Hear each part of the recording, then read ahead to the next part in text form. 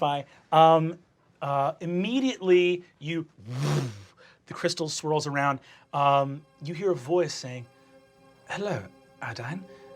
It is I, the raw force of your arcane intellect, here to talk to you about the exciting things to discover about the nature of this crystal palimpsest." Oh, I'm such a nerd. The palimpsest is a form of dream crystal, an arcanotechnology used in acquisition. Speed it up. You will find.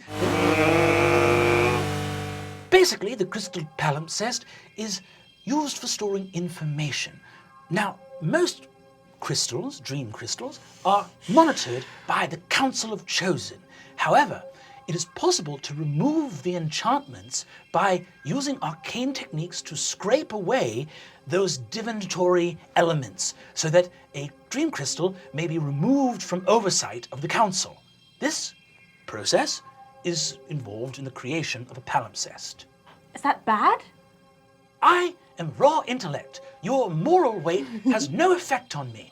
Pure data! That school I was sent to was bad. I don't know what that means either.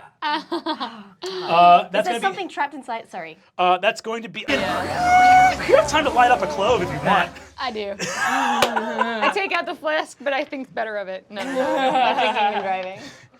Your little spell energy says, "Very good to your friend. It's always a danger and never cool to drink and drive." Oh my god, my own mind is so lame. At the end of that 10 minutes, you guys see that Adine has looked down at the device, and suddenly you hear, "Ah, yes. What we are looking at here is a switchblade comb." And you see that instead of a knife coming out, a little comb pops out. Oh, that's so much lamer. This is the phylactery of Johnny Spells, also known as a pact boon. This magical item serves as a symbol of the promise made between Johnny Spells and his benefactor, the demonic prince who granted him all of the power for his spellcasting. The benefactor of this particular warlock's pact was Gorthalax the Insatiable, a fallen angel, originally an angel of Sol the Sun God, who fell during the reign and fall of Calvaxus, Emperor of the Red Waste. However, there would have been certain taboos of behavior as a part of the pact made with Gorthalax the Insatiable, as well as a need to fulfill certain obligations in order to maintain a hold of the Switchblade Comb. This has been another use of the Identify spell.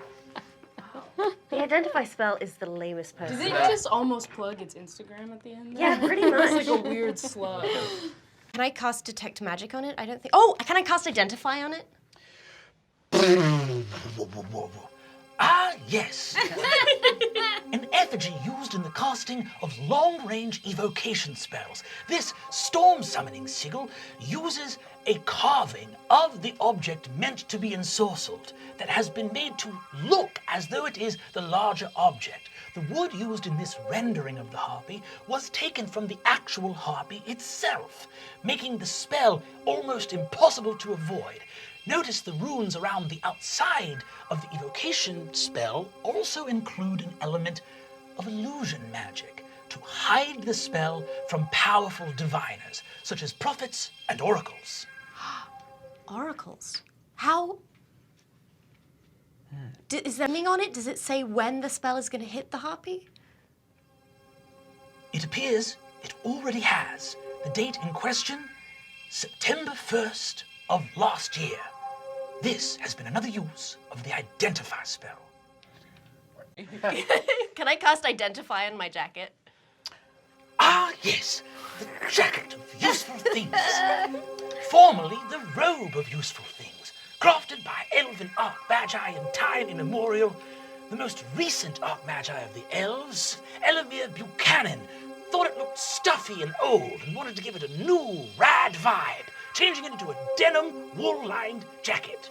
This has been another use of the Identify spell. I would... Who knows? You guys identify again. I mean, Oh my I guess I'll cast Identify again. Ah, yes, the question of whether the beings in the jacket will live a half-life if they didn't originate from the jacket. A question as old as time itself. Is it? No. The jacket, of course, can only produce objects worth a pittance. Expensive items, jewels, and that sort cannot be produced. It's just useful things that the jacket produces. The creatures taking refuge in the jacket are various refugees, criminals, and hideaways that live in a city at the center of the extra-dimensional space within the jacket. They live complex lives, form relationships, nations rise and fall, and they have no way of exiting the jacket. It's more of a thought experiment, really, and has no ability to interfere with you living your life. Just sort of a mind fuck for you to walk around with. Can I just like put my hand in one of the pockets just a little? That Fabian already grabbed, skateboard. and a mithril snap bracelet. I mean, I'll bite. I'll cast an identify spell on this shit. Oh, baby! 6 items. This will be a heavy lift for the identify spell. Ah, yes, the Sword of Shadows. Crafted by Tabaxi Ninja in ages long past, the sword may summon the spirits of shadow warriors to help its owner go unmolested by assailants.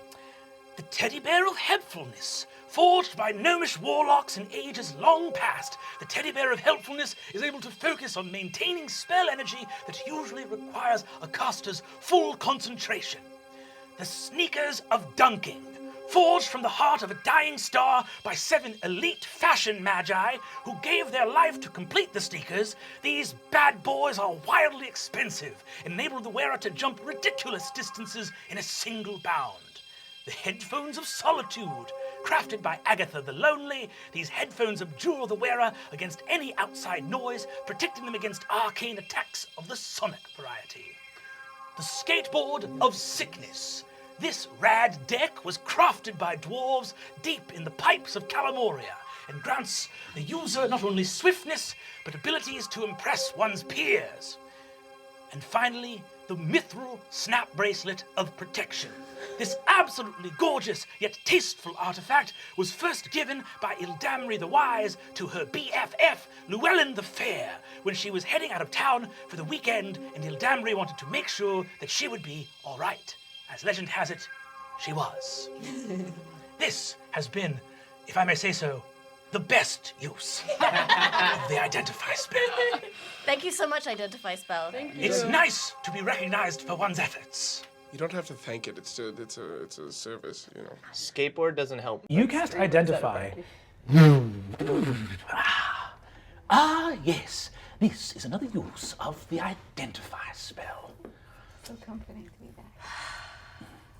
The object held in front of you is a celestial sapphire, a non-magical gem infused with magical significance by a ritual act binding the creature in question inside. This is, rather than a magical item or artifact, better understood as a material component of the magic jar spell. Magic jar.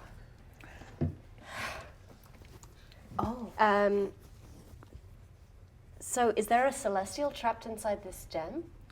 A powerful celestial trapped inside this gem. Is there a way to talk to it without letting it out? Certain machinery or arcane devices would enable one to be able to speak to the being inside. Should I put it yes. in the Put it in the radio. the tape player? You put it in the tape player, the Book of Religions of this unseen god. Are you the one that has the original maps on it? Yeah. Cool.